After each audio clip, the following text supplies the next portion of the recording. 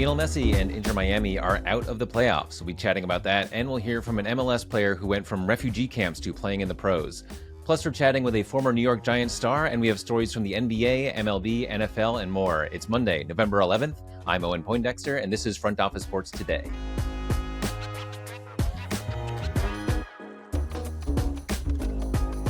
In today's episode, we're chatting with MLS player Bernard Kamungo, who has an amazing personal journey. Later, we're chatting with former NFL player and current college football analyst Victor Cruz. Also, the NBA is shifting its international efforts toward the Middle East and Asia. A quarterback is suing the NCAA, and the next Japanese superstar is headed to the U.S. First, here are your top headlines. The NFL's international reach continues to grow. Commissioner Roger Goodell announced that the NFL is planning to play upwards of 8 international games next season. On yesterday's NFL Game Day kickoff, Goodell said the league is definitely coming to Spain, the UK, and Germany, and they are expecting a return to Mexico City and Brazil next season. He also dropped a surprise location, saying, "We're also looking at the potential of another game in the UK area, in Ireland, possibly." It'll be the first time the NFL has ever played in either Spain or Ireland. Over to baseball, the Cincinnati Reds are leaving Diamond Sports and will need a new media home for the 2025 season. The two agreed to part ways after failing to renegotiate a deal. The Reds sold their stake in FanDuel Sports Network Ohio for just $1. This news came on the same day that MLB and the Braves formally filed an objection to the reorganization of Diamond Sports Group. In a motion filed in Houston Bankruptcy Court, MLB and the Braves wrote they possess grave concerns that if the plan is confirmed, there is a substantial likelihood that the debtors will find themselves once again in financial distress and/or bankruptcy court in the near future. The broadcasting future of 4 MLB teams, the Tigers, Angels, Royals, and Rays, remains up in the air unless they accept a revised deal with Diamond. To basketball, Bronny James made his G League debut in front of a sold-out crowd on Saturday.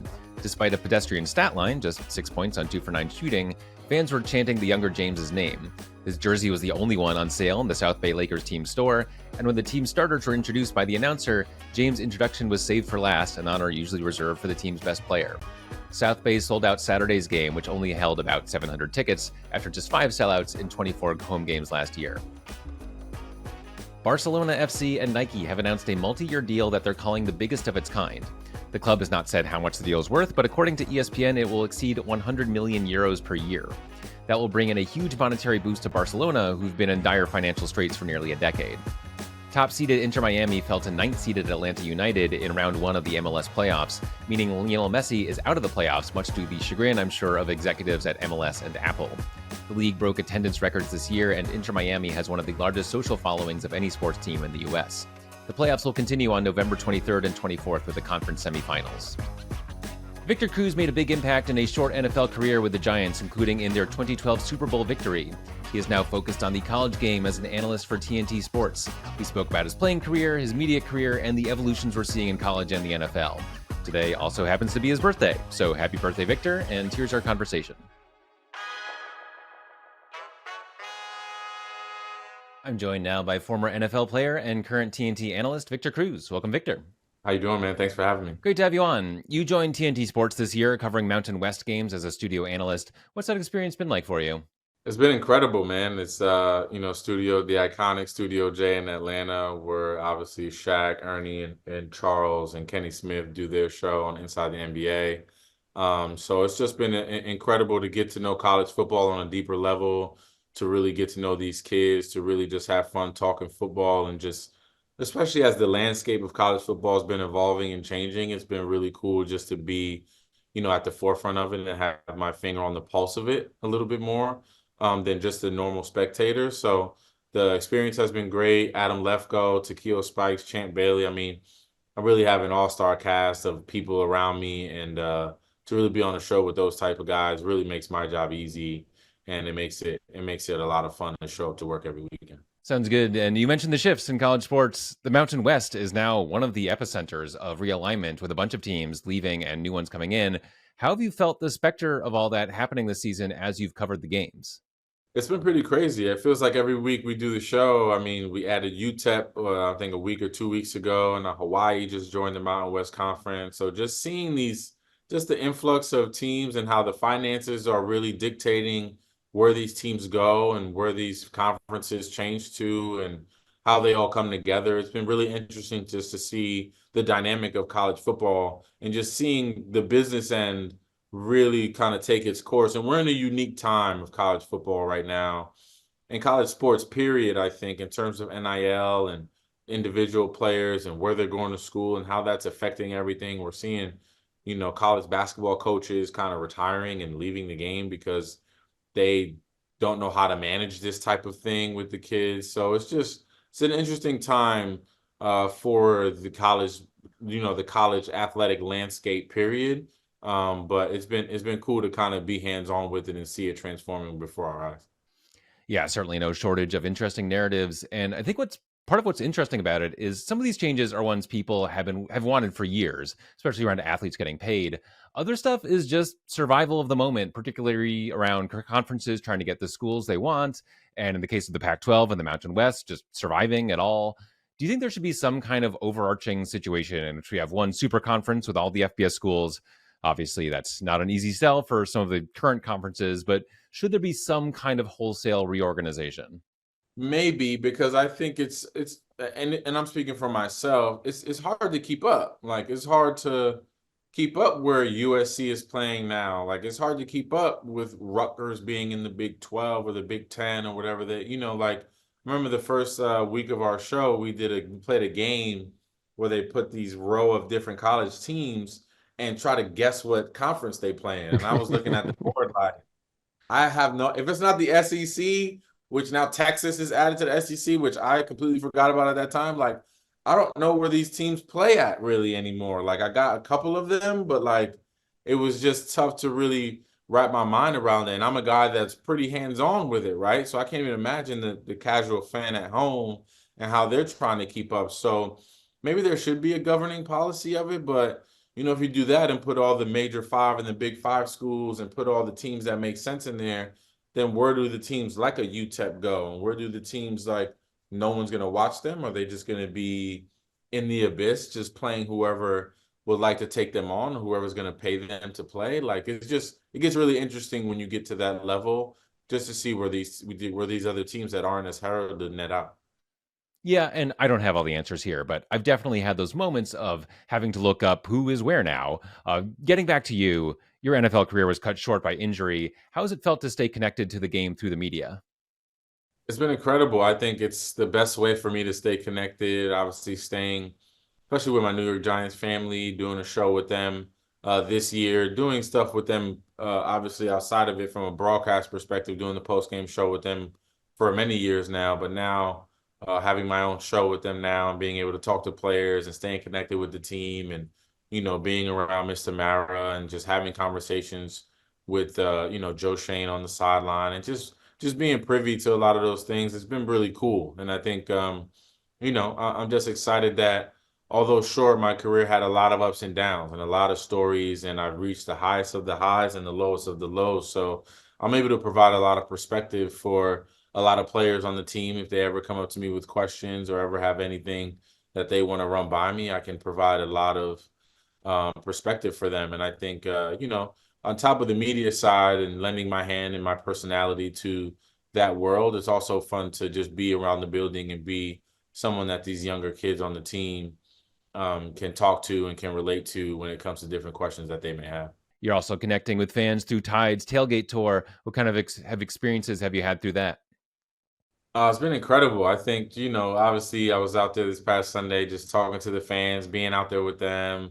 If anybody knows Giants fans, no one does tailgates like New York and like the Giants and no one cleans better than Tide. So it was just like those two things hand in hand, being out there with the people. I'm throwing Tide Pods around. I'm handing them to people left and right. I'm out there with my former teammates and they're getting dirty for a little clip that I'm sure you guys will see very, very soon. That'll be fun and it's just been a great partnership thus far. It's been fun to be part of it and fun to be hands-on with it with the fans out there tailgating. I haven't had any food out there just yet. I got to go back. Maybe on the next one, I got to try some food out there with the fans. I was going to ask you for your craziest tailgate scene, but it sounds like it was being out there with the Giants. It's insane. I mean, I've seen one tailgate where, ironically, like I remember visiting a friend at a tailgate and all of a sudden I'm there like a few minutes and I hear a bell and I'm like, what is this bell?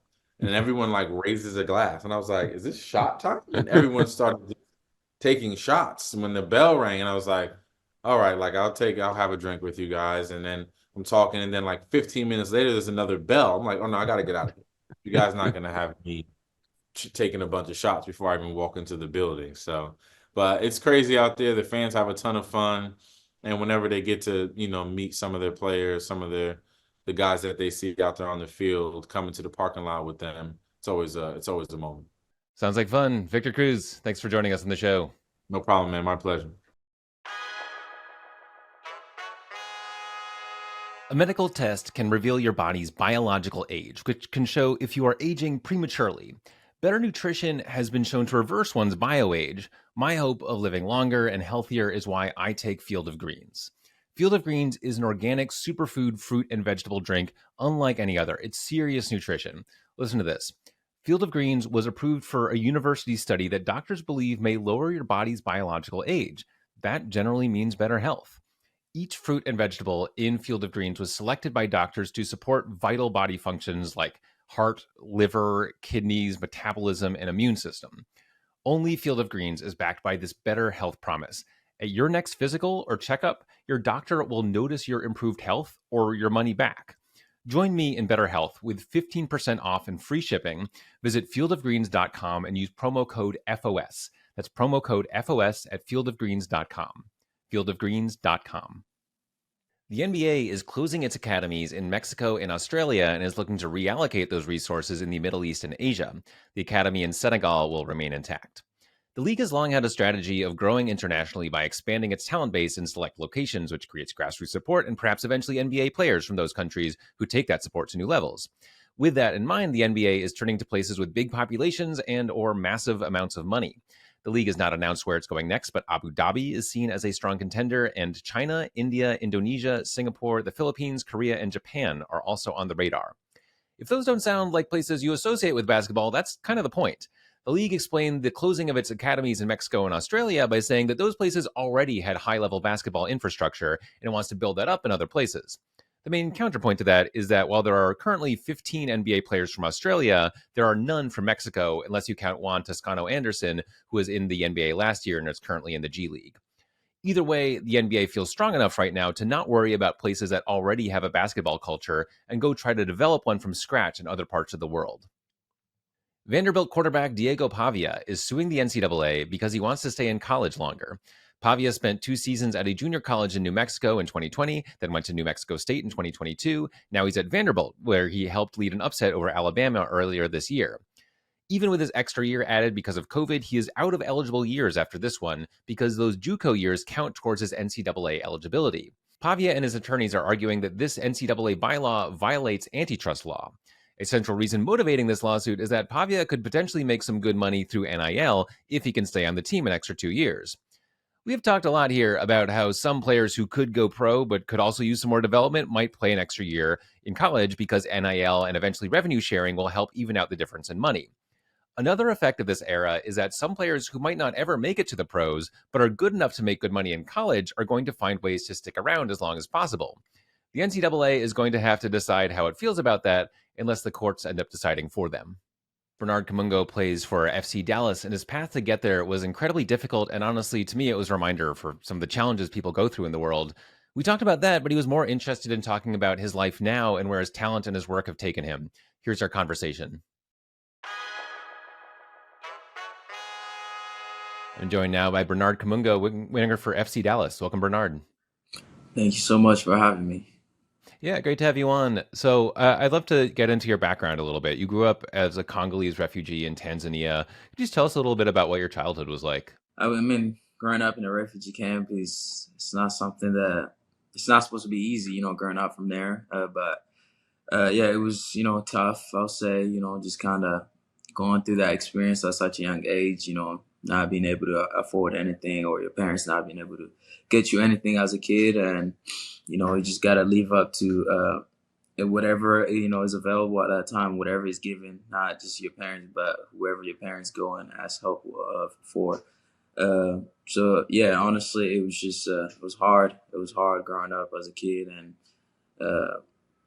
not just being able to get these small things as a kid. Every little kid always growing up want this. You want his toys. You want this, clothes and all these things. But for me as a kid, I never got to get any of that.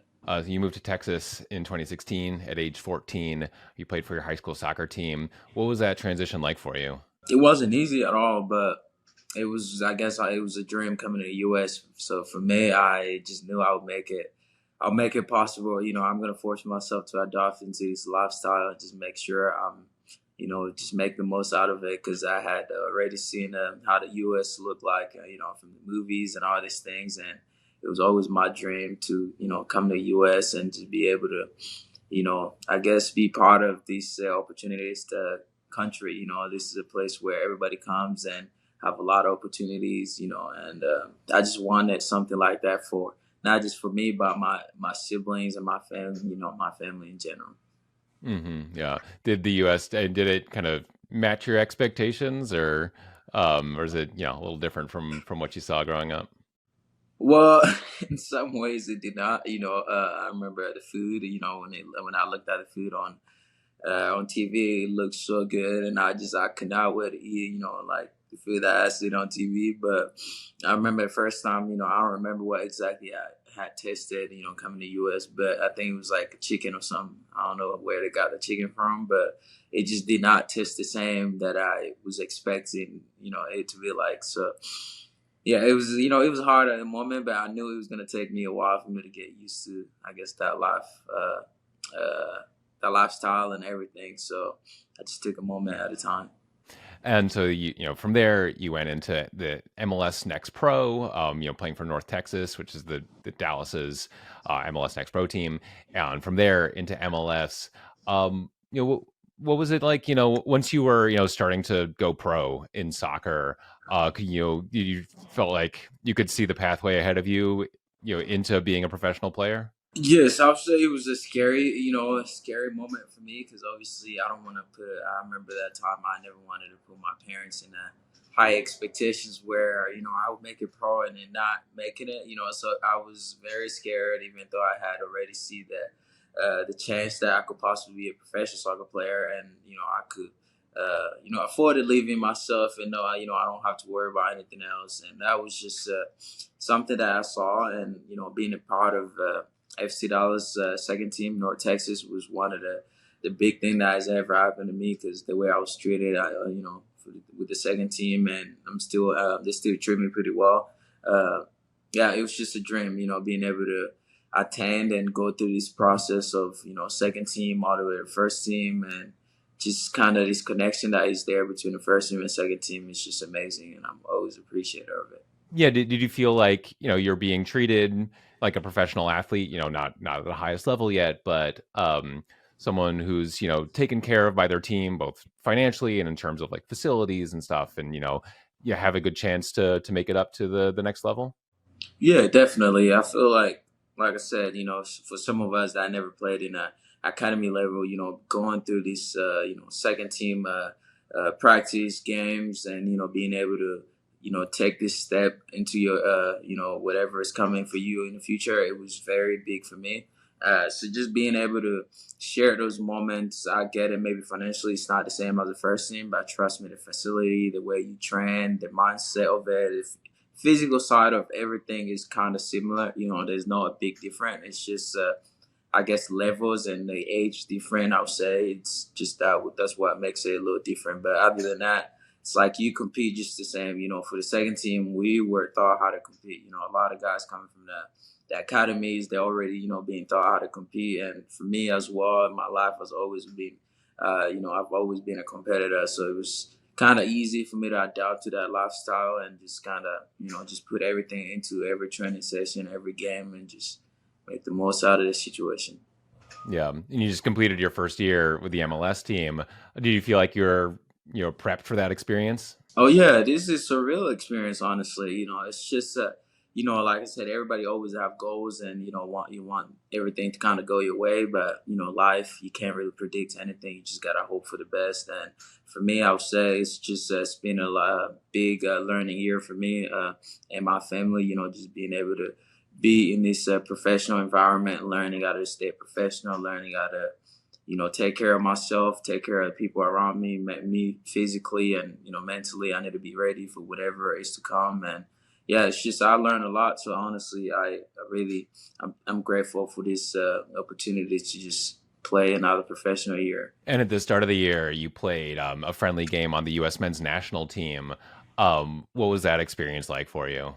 Man, it was a dream, boss. It was a dream. It was a dream. Honestly, every young kid, you dream of, presenting your national team, presenting your country. And then for me, it was one of those moments that I just dreamed about it so much. So I could not wait to just be on the field and kind of represent my country. And, I was very proud of myself and see the step that I've taken to even get there. And not just the fact that I was playing for the national team. It was more for me of the work that I put into to get to where I was at the moment. And I was just so proud of myself, so grateful for the moment as well. That's awesome. And, it puts you in, a list of, at minimum, like the top 50 players, or at least, according to the national team scouts and coaches, that's rare territory there. One of the big topics right now in international soccer, especially for players who play in the national teams, is just how much some players are being asked, between their home leagues and international play. Do you feel like there's a right number or right range of games for players to be playing on an annual basis? Well, for me, I feel like I would leave it out to a lot of players that play in Europe because they've got, they play a lot of games that we do. For me, honestly, in MLS, we don't play a lot of games. If I was to ask that question, I would say I feel like it's fairly to me over here in MLS. But in Europe, yes, I could say it's a lot because they have to play every 3 days. And that is a struggle. They don't have enough time to recover, enough time to get ready for what's to come. And, as a player, you want to make sure you're having fun every time you step on the field. And some of them, they are struggling to, kind of enjoy themselves when they step on the field because their body is not letting them to do that. And what do you do to stay healthy just throughout the year? I would say, recovery is one of the most important things that I do, most of my time, because obviously we train for about an hour and a half or 2 hours, and that's it a day. And then after that, you have the rest of the day to recover, which is, you could do ice bath, you could do any type of recovery, but better guards has always helped me on and off the field as well, to just try to protect myself. If I'm going for a jog, if I'm training, if I'm playing a game, I just want to make sure I have it, my ankle, because anything could happen, and just always try to prevent, myself from anything. Yeah, obviously you're very early in your career, but could you see, playing, in Europe or other continents as things progress for you? Yeah, definitely. I feel like that is always my dream to kind of play in Europe. I feel like it's everybody that, every kid that just growing up, because one of the biggest league we watch is the European League, and just, you want to be out there, you want to challenge yourself and see how far you could go, in a professional career. So for me, I feel like, yes, there's a big challenge in Europe, and whenever I feel like I'm ready for it, I'm sure everybody will see it. I would go there. But right now, I feel like I need to kind of work on myself and be ready for what's to come. And do you have other dreams and aspirations, for your career? Yes, definitely. I feel like one of my biggest goals is always to win a trophy. I've never won a professional soccer, trophy. And then it's like, that is one thing that I always set my mind on every year. It's like, I need to get a hold of something, and I'm sure it's going to happen sooner or later. But one day I'll come and remember about this. Bernard Kamungo, really appreciate you taking the time. Thanks for joining us on the show. Thank you so much for having me.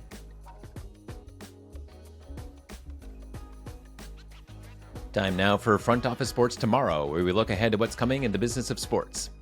Over the weekend, the Chiba Lotte Marines announced they are posting Roki Sasaki, meaning that another Japanese superstar will be coming to Major League Baseball next season. Sasaki is 23 and widely considered the best pitcher in Japan. Had he waited another 2 years, he could have come over as a free agent, which was the path taken by Yoshinobu Yamamoto, who signed a $325 million contract with the Dodgers, which is the largest deal for a pitcher in history. He was a key part of the World Series run. Instead, Sasaki will take the path chosen by Shohei Ohtani and will be under team control of whichever team he picks for 6 years at reduced salaries. However, he'll have the chance to make up the difference in his second contract and in sponsorship deals, which certainly worked out for Ohtani. That's it for today. Leave us a rating or review wherever you like to tune in. If you're enjoying the show, please tell a friend. Thanks for listening. We'll see you tomorrow.